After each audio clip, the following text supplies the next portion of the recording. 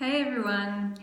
So firstly, I just want to say thank you so much to everyone who commented, liked and shared my first video. I really appreciate your support, so thank you.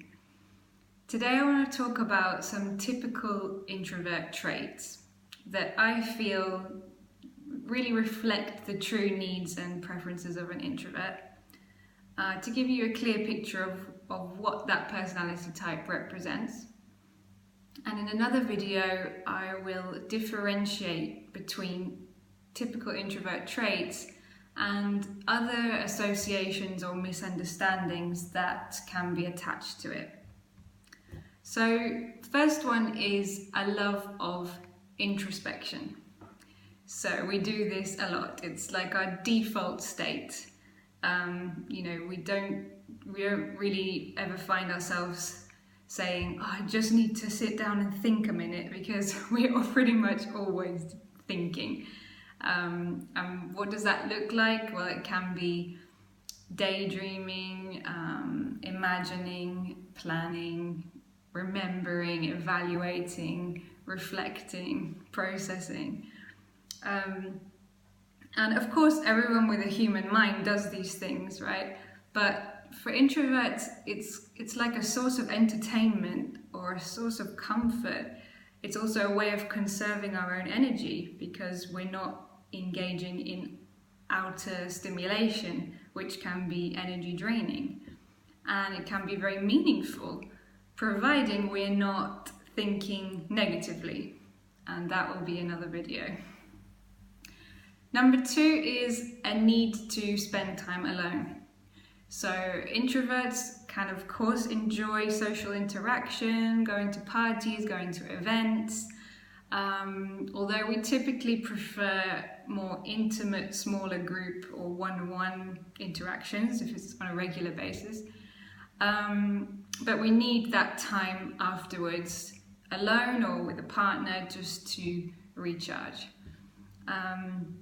And the fact is that socializing is stimulating, and it can, it takes up a lot of energy. And so we can enjoy it up to a certain point until we recognize that our energy is actually getting lower and we just need to tone it down or switch off.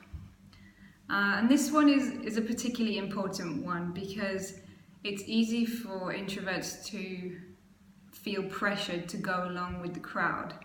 So, for example, staying at a party until the early hours of the morning because everyone else is doing it. When really there's nothing more you'd love than to be at home in bed at that point. And the risk there is that you can end up exhausting yourself because your needs are different. So number 3 is a tendency to have a slower, more focused communication style. So introverts are typically known to be more quiet, more of a listener and observer. And why? Because, as I mentioned in my last video, we do use longer neural pathways to process information. We just need that extra time to verbalize our thoughts. And that can lead to a slower way of talking. It can even be difficult to find the right words when expressing ourselves verbally. And for that reason, we're not typically ones to think on our feet or to improvise. We need that extra time. And also, we tend to find it easier to express ourselves in writing. And number 4 is a love for seeking meaning and depth in all areas of life, really. So that can extend across to our personal goals, our relationships, our work, having that sense of purpose, contemplating the big questions in life, also in conversations. Introverts typically have a low tolerance for small talk and actually prefer engaging in more meaningful conversations.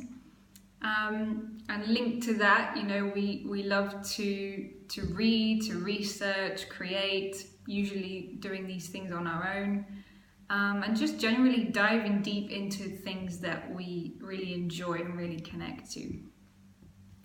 So let me know if any of those things resonate with you. More importantly, are you giving yourself permission to express these needs and preferences if they do resonate with you?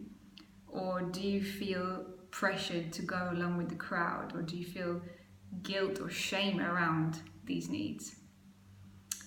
So I'd love to hear from you if this does resonate, and wishing you a great day.